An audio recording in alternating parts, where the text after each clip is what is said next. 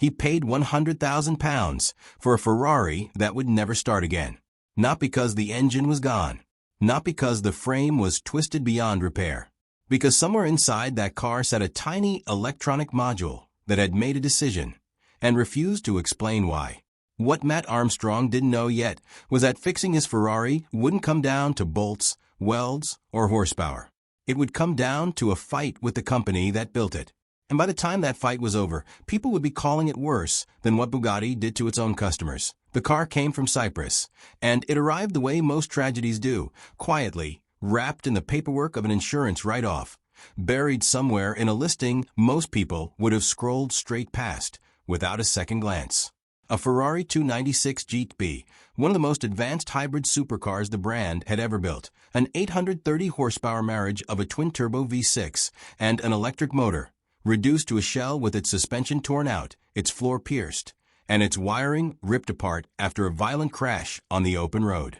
This wasn't a car that had simply been dropped or scraped against a curb.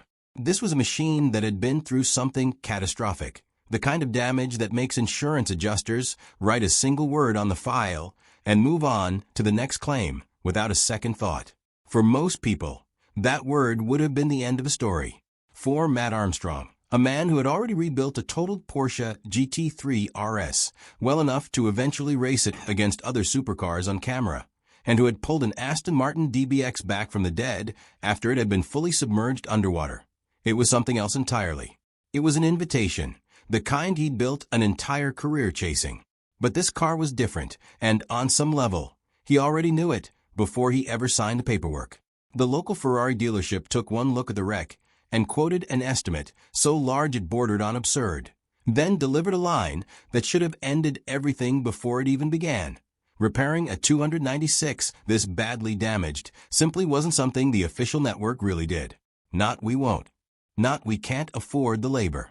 Just a quiet, almost clinical acknowledgement that this particular car had crossed some invisible threshold most owners never come close to seeing.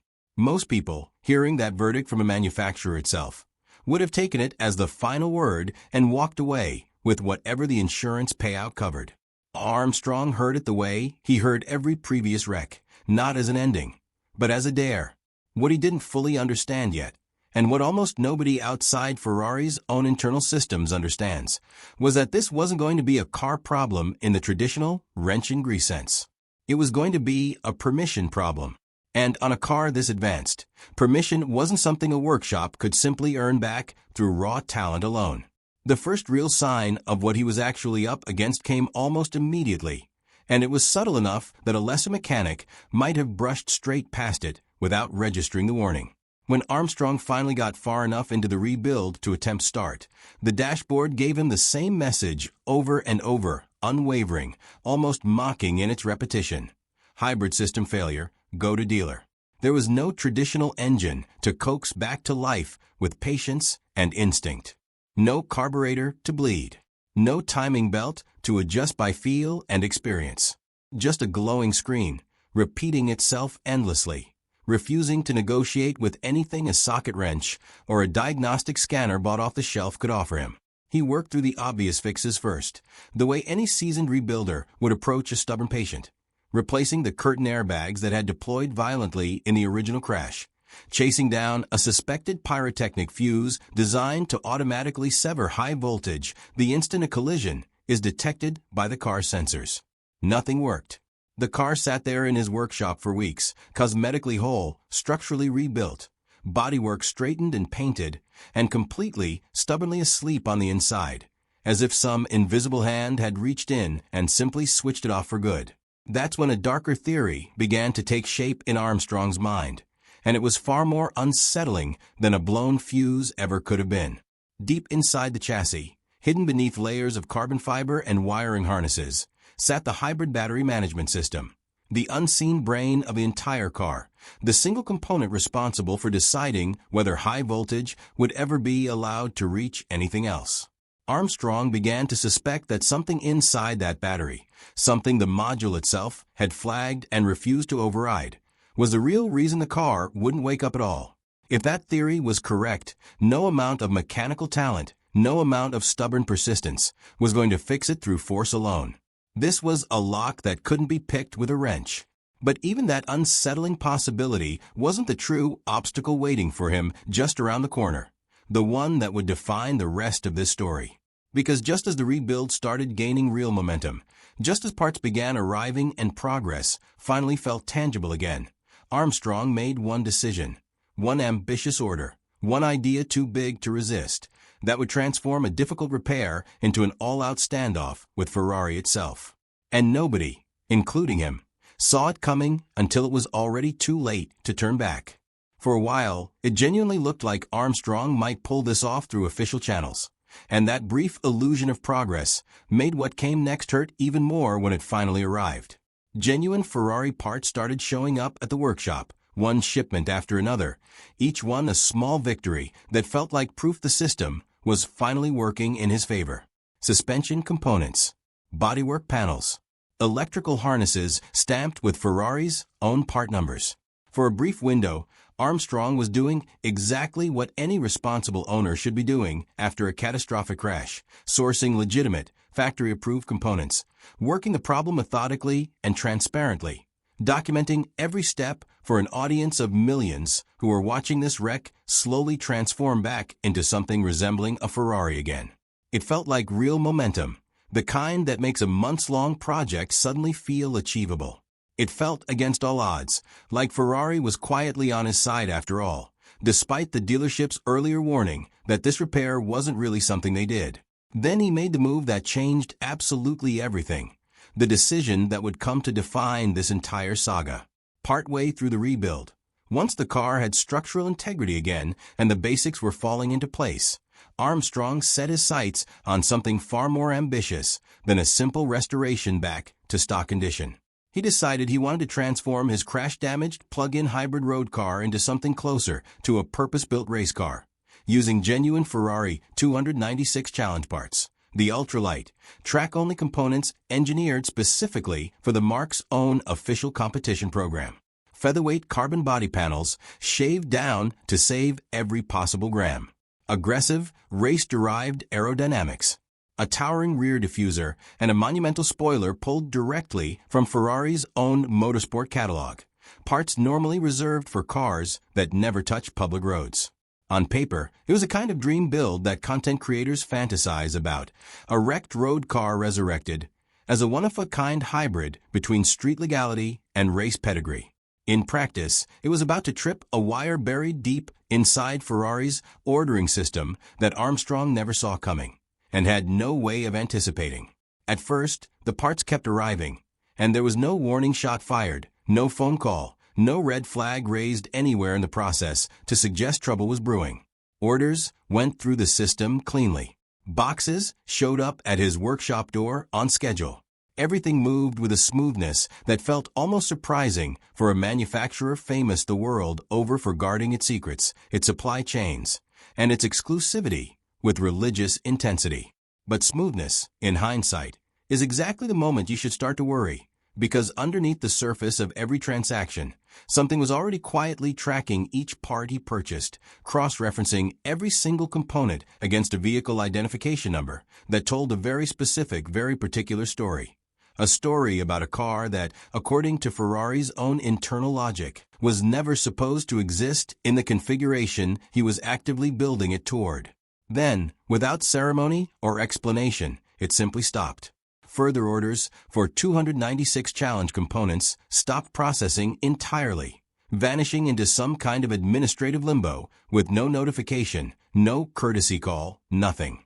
When Armstrong eventually picked up the phone to find out what had gone wrong, he was told, matter-of-factly, that Ferrari wanted to ensure every part the company produced ended up on the correct, corresponding vehicle, and that his particular 296 no longer qualified under whatever internal criteria governed that decision.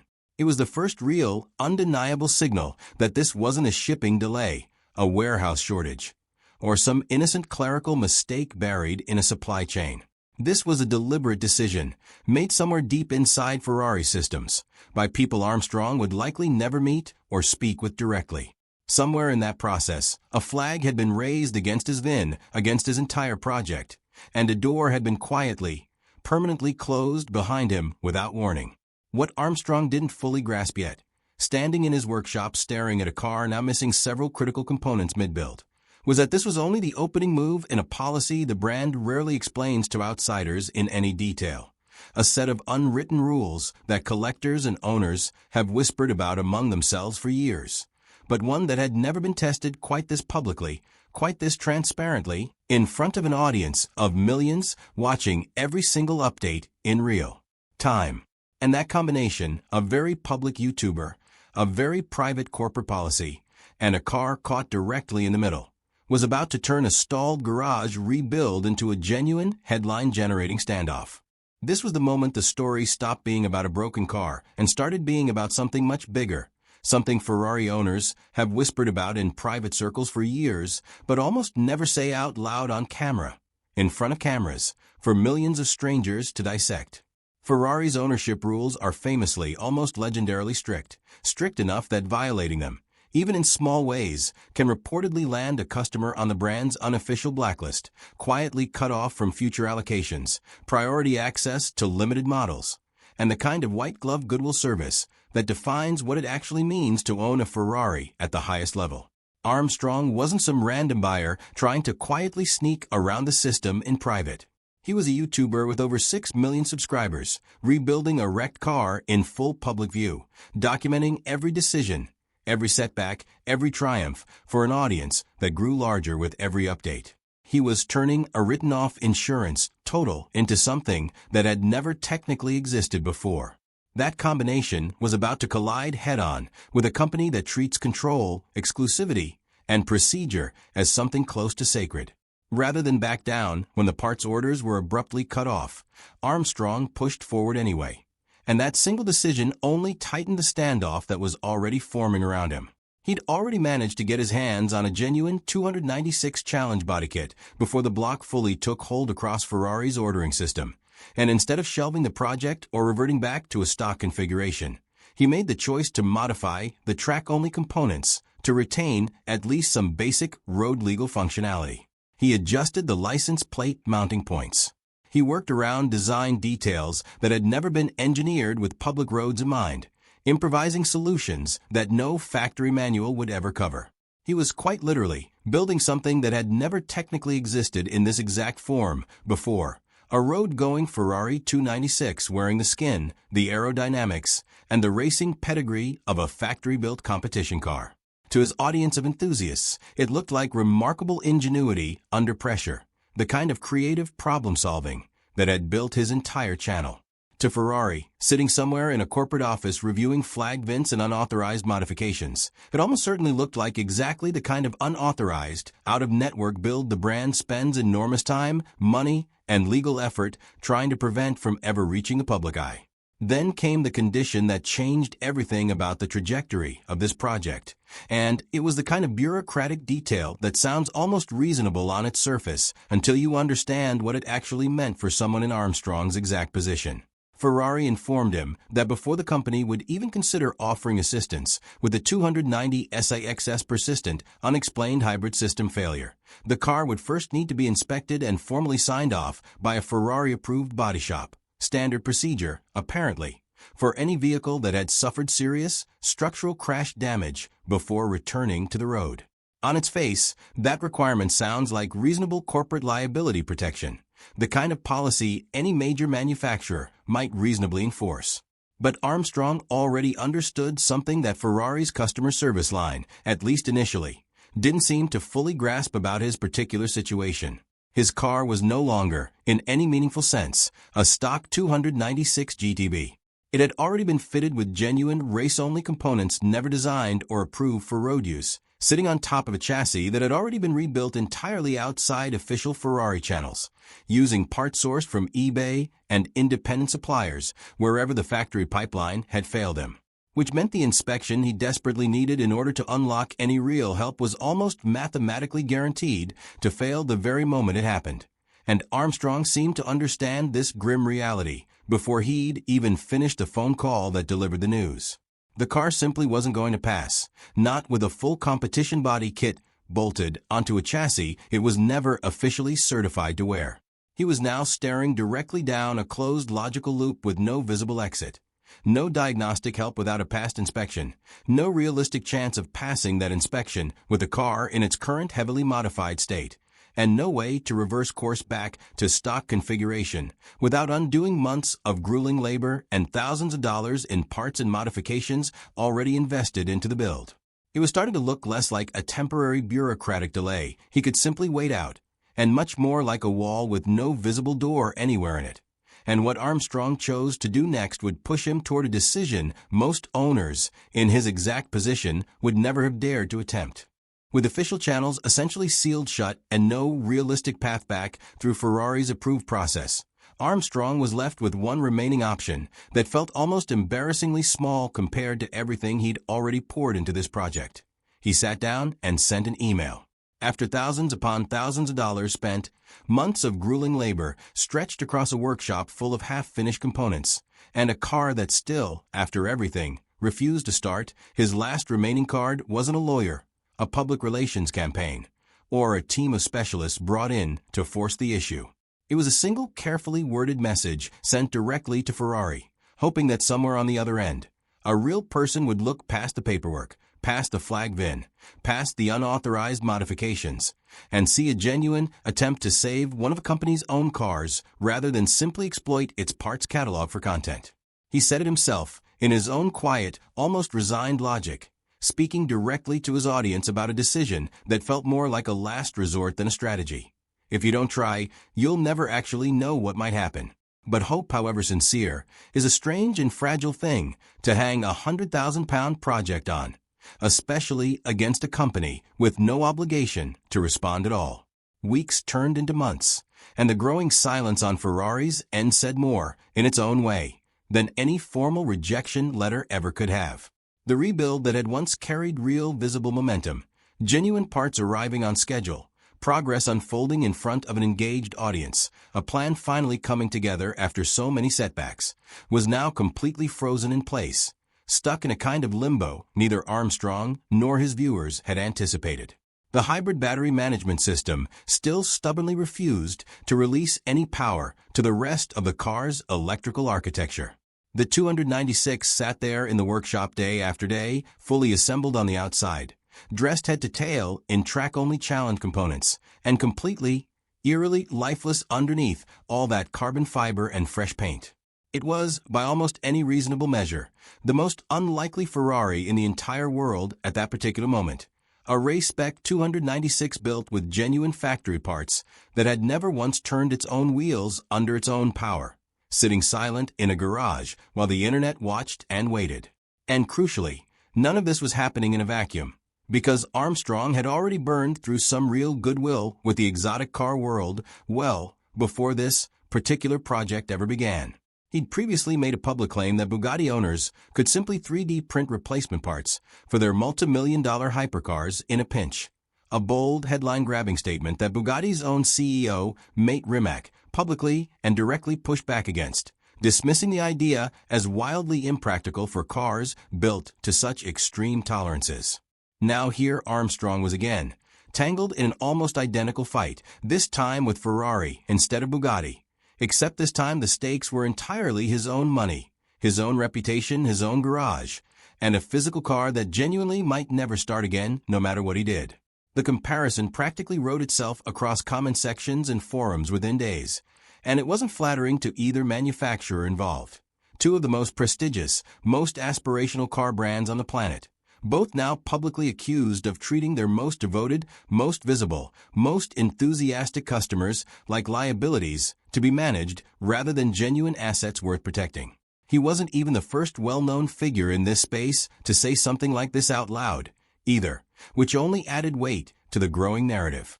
Collectors like Jay Leno had voiced remarkably similar frustrations in the past about the widening gap between what Ferrari ownership promises in its marketing and what it actually delivers the moment something goes seriously wrong with the car. What made Armstrong's specific situation different, though, was the sheer scale and visibility of it all. A catastrophically wrecked car, a six-figure financial investment, a massive public audience watching every single setback unfold in close to real time, and a company that seemed, at least from the outside looking in, far more concerned with protecting its internal parts supply chain than with helping one of its most visible car culture ambassadors get a Ferrari running again after everything he'd already sacrificed. The project was no longer simply stalled at this point. It was genuinely starting to look like it might never be finished at all, and that terrifying possibility was about to force Armstrong into the single most drastic move of the entire rebuild. With no answer forthcoming from Ferrari, and a car that stubbornly refused to wake up no matter what he tried, Armstrong turned back to the one place a rebuild like this always eventually leads, when every other avenue has quietly closed: the hybrid battery itself, buried deep inside the chassis like a locked vault nobody was willing to hand him the key to. In one of the most tense, closely watched updates of the entire project, he made the decision to pull the hybrid battery pack out of the car entirely, exposing the battery management module to open air and daylight for the first time since the crash that had originally destroyed the vehicle. This was the exact component he'd suspected for months, ever since the first mysterious dashboard warning appeared. The so-called brain of the system, the single piece of hardware responsible for deciding whether high voltage would ever be allowed to flow anywhere else in the car at all. If this module had already made up its mind that the 296 wasn't safe, wasn't properly verified through official channels, or simply wasn't supposed to exist in its current heavily modified form, there was a very real, very unsettling possibility that no amount of mechanical skill, patience, or stubbornness would ever be enough to override that decision. For a project already stretched thin across months of labor and thousands upon thousands of dollars in parts and modifications, that possibility was about as close to a genuine nightmare scenario as it gets, because a bricked or locked-out battery management system on a car this technologically complex isn't remotely like a blown fuse you can simply order overnight from a parts catalog and swap in yourself. It's proprietary hardware, encrypted at a software level, and tied directly into Ferrari's own internal diagnostic ecosystem in ways that an independent garage, no matter how skilled or well-equipped, simply cannot replicate or reverse engineer on its own. Armstrong now found himself facing two enormous problems stacked directly on top of one another: a manufacturer that had already made its position abundantly clear through months of block parts and closed doors, and a critical piece of hardware that might be physically, technically incapable of being repaired without that same manufacturer's proprietary tools and authorization. Every single path forward seemed to loop back, again and again, to the exact same locked door he'd been staring at for months. And yet, somewhere in that long, discouraging stretch of dead ends and frustrated phone calls, something finally began to shift in a way nobody, including Armstrong himself, had fully anticipated at that point in the story. After months of near-total silence from Ferrari's side, thousands more dollars spent chasing solutions, and no shortage of tense, occasionally frustrating calls back and forth with customer service representatives, who had little authority to actually help him, Armstrong finally got a genuine breakthrough that took even his most dedicated viewers by surprise. It wasn't a complete reversal of policy. It wasn't Ferrari suddenly rolling out the red carpet and apologizing for months of obstruction. But it was enough of a shift to matter, enough to finally move the 296 from a lifeless shell wearing borrowed race parts to something that finally, after everything, resembled the car he'd originally set out to build all those months earlier when this entire saga began with a simple insurance write-off from Cyprus. The exact details of how that breakthrough actually happened, and precisely what Ferrari ultimately agreed to allow, would go on to become the single most surprising and most discussed part of the entire saga once it went public. Because what Armstrong ultimately ended up with wasn't simply a repaired road car returned quietly to stock condition, and it wasn't the fully outlaw, unauthorized race build he'd originally envisioned when he first ordered those challenge parts either. It was something stranger than both of those outcomes combined. A genuine hybrid of ambition and forced compromise that neither Armstrong nor Ferrari had ever planned for or anticipated at the very start of this drawn-out fight. And once that breakthrough finally became public knowledge, spreading quickly across car forums and comment sections everywhere, it forced a much bigger, much more uncomfortable question that had been quietly sitting underneath this entire story since the very first block parts order months earlier. Was this conflict ever really about protecting the integrity of one single car, or was Ferrari, all along, protecting something far more valuable and far more fragile than any individual 296 GTB could ever be on its own. The breakthrough, when it finally arrived after all those months of silence and stalled progress, wasn't the fairy tale ending anyone watching this saga unfold had been quietly hoping for, and in a strange way, that's exactly what made it feel authentic rather than staged for the cameras. After everything Armstrong had been through, the blocked parts orders that came without warning, the failed inspection loop that offered no realistic way forward, the single email sent as a last resort into what felt like corporate silence, the hybrid battery pulled apart piece by piece on a workbench in front of millions of viewers, he ended up with a car built around a genuine, factory-sourced 296 Challenge body kit, essentially a race-bodied Ferrari that he had fought his way into existence rather than one that Ferrari had ever simply handed him out of goodwill. It wasn't forgiveness from the company in any traditional sense. It wasn't a clean, official repair completed with a proud factory stamp of approval on the paperwork.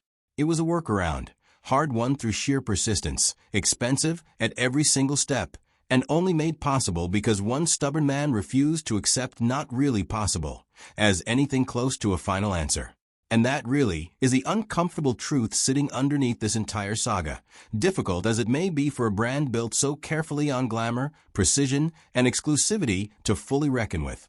Ferrari ownership, at the very highest level of modern hybrid engineering, was never really about the physical car itself anymore. It was about access to genuine parts, access to proprietary diagnostics, access to an entirely invisible network of internal authorization that ultimately decides whether a supercar lives or quietly dies in a workshop somewhere, regardless of how much money or mechanical skill its owner might have. Armstrong himself, to his credit, pointed out repeatedly throughout the process that Ferrari wasn't some cartoonish corporate villain in this particular story.